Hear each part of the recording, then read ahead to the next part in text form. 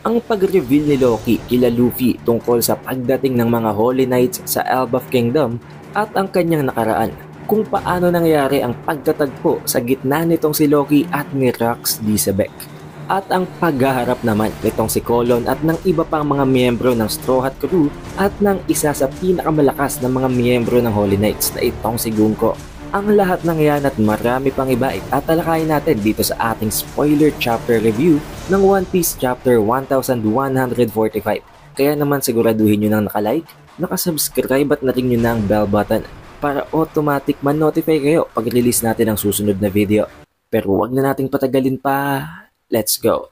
Sa chapter na ito ay magkakaroon ng isang normal cover page at isang color spread page na kung saan sa normal cover page guys ay makikita natin na niyayakap nitong si Ulti si page 1 matapos silang tulungang iligtas nitong si Yamato.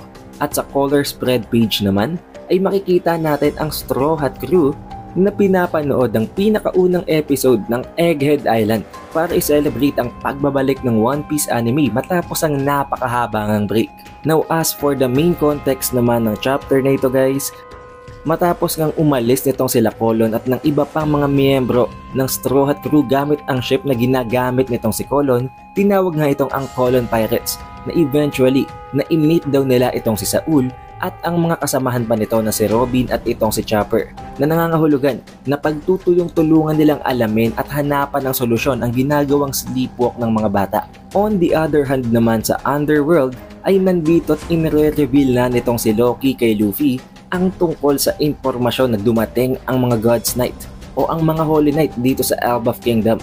Dahil as of now, wala pa namang ibang nakakaalam sa loob ng Elbaf na ang may kagagawa ng kaguluhang ito ay ang mga Holy Knights. Ayon sa spoilers na ito ay shinare nitong si Loki ang mga reliable na information tungkol sa mga Holy Knights na ito na for sure sinabi niya kung paano nagwo-work ang ability ni Gunko at kung paano nag-appear ang isang nilalang na kamukhang-kamukha ni Shanks na magmamatch syempre sa sinabi ng mga guards na na-meet nitong sila Luffy at nila Nami dito sa Oust Castle.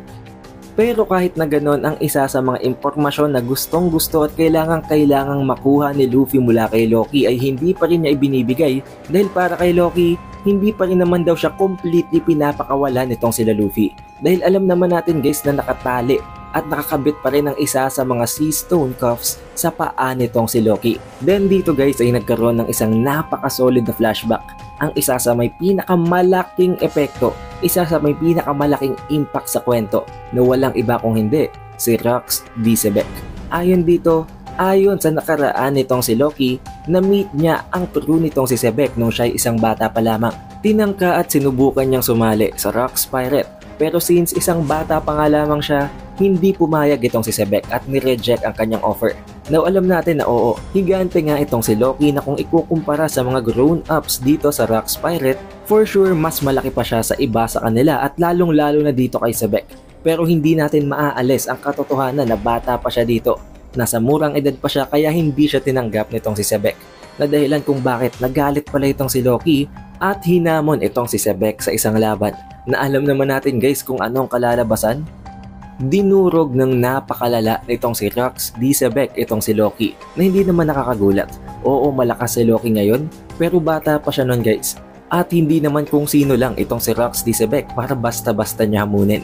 Pero dito din nabanggit na oo, ipinakita ang muka ng iba pang mga crew kasama na itong si Whitebeard pero hindi pa rin talaga ipinapakita clearly ang muka nitong si Sebek. Pareho pa rin ang dati, silhouette lang, shadow lang at hindi talaga napapakita kung anong features ng kanyang muka. Kaya naman even up to this chapter na 1000 plus na, alam pa rin nating napaka-misteryoso pa rin ang karakter niyang to.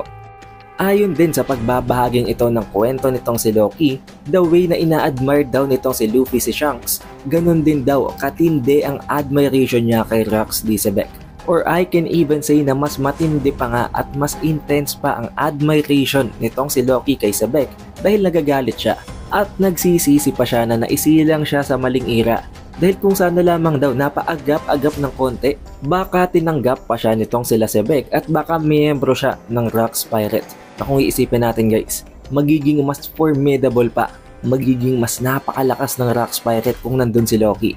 Pero kung titingnan natin in another perspective, pwedeng yun din ang dahilan kung bakit para bang merong pagka-anti-hero itong si Loki. Na kahit na unti-unti nating nakikita na hindi naman talaga masama itong si Loki at meron naman talagang kabutihan sa loob niya, maaring sa sobrang pagtingala niya dito kay Rax at kung paano pinoportray ng world government kung ano ang pagkatao ni Rax, yun ang naging dahilan kung bakit ganito ang naging character development nitong si Loki. Na oo, hindi naman masama ang hangarin niya, pero meron siyang anti-hero vibes.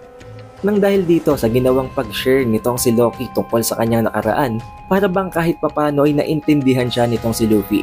Binigyan siya nitong si Luffy ng karne na kinain naman syempre nitong si Loki dahil napakatagal na kanyang nasa ilalim ng underworld at alam naman natin na kailangan niya ngayon. Na dahilan kung bakit kahit papano partially nakarecover itong si Loki. Pero hindi pa fully recovered guys. Kumbaga kahit papano nakagain siya ng energy pero nandito pa rin ang kanyang injuries. Ang mga sugat na nasustain niya nang dahil sa ginawang atake nitong si Shamrock. Ngayon tulad ng nabanggit natin kanina guys, nakarating na nga ang Colon Pirates sa lokasyon kung saan naririto itong sila Saul, sa lokasyon kung saan nagsisleepwalk ang mga bata na unti-unting papalapit sa nagliliyab na apoy. Kahit papano dahil nandito na itong si Jinbei, nagawa naman niya ng paraan para pigilan ang apoy. Pero hindi dito na specify guys kung napigilan nila ang mga bata sa pagsisleepwalk. Pero kahit papano nga, napatay nila ang apoy kaya hindi naman masusunog ang mga bata.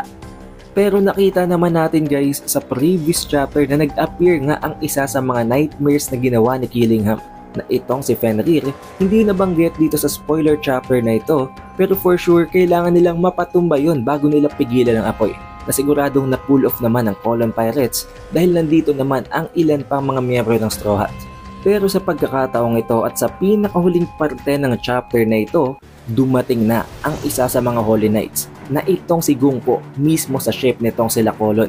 Nakaharap niya na ngayon ang Straw Hat crew. Ang pinakahunang paghaharap sa gitna ng Straw Hat crew at nitong Holy Knights. Dito ay hindi natin alam guys kung anong mangyayari. Magsisimula ba ang napakatinding bakbakan sa gitna ng magkabilang panig na ito? Given na wala nga dito ang main combatants ng Straw Hat crew. Wala dito ang monster trio na itong si Luffy, si Sanji at itong si Zoro. Kaya magiging mahirap ito para sa Straw Hat crew or sabihin na natin na sa Colon Pirates. At baka itong si Colon pa nga ang mapagbuntunan nitong si Gunko dahil alam naman natin na target ng Holy Knights ang mga bata. Pero nakita din naman natin guys sa previous chapter kung gaano ina-admire nitong si Gunko ang kanta na New World na alam naman natin na pine-perform nitong si Brook. Magiging rason ba ito para hindi maging hostile itong si Gunko? O baka naman hindi mapigilan si Gunko nang dahil lamang sa maliit na bagay na yon at pwede din na instead magmakbakan ay kunin na lamang nitong si Gunko itong si Colon dahil isa nga siya sa mga anomalies sa loob ng Elbaf Kingdom, ang anak ng isang human at ng isang giant. However, this is where the chapter spoiler ends at nakakalungkot mang sabihin pero magkakaroon ng chapter break next week. But no worries guys dahil tulad ng dati meron pa rin naman tayong full chapter review na kung saan lilinawin natin ang bawat detalye at sisiguraduhin natin na kung sakali naman na merong mali sa spoiler na ito na in-release ng leakers, itatama naman natin ito sa full chapter review na yon to avoid any misunderstanding at para maging malinaw ang delivery ng kwento. Siguraduhin nyo nang naka-like, naka-subscribe at na-ring nyo ng bell button guys para automatic ma-notify kayo pag release natin ang susunod na video. Also, we have an official Facebook page at official TikTok account. Kaya naman siguraduhin nyo na naka-like at naka-follow na kayo sa iba pang mga platforms na yon para hindi kayo mahuhuli sa bawat announcement natin tungkol sa ating channel. Shoutout nga rin pala guys sa napaka-solid na mga supporters na ito from the previous One Piece video. Maraming salamat. It is The Updated Weeb, and I will see you guys on the next one.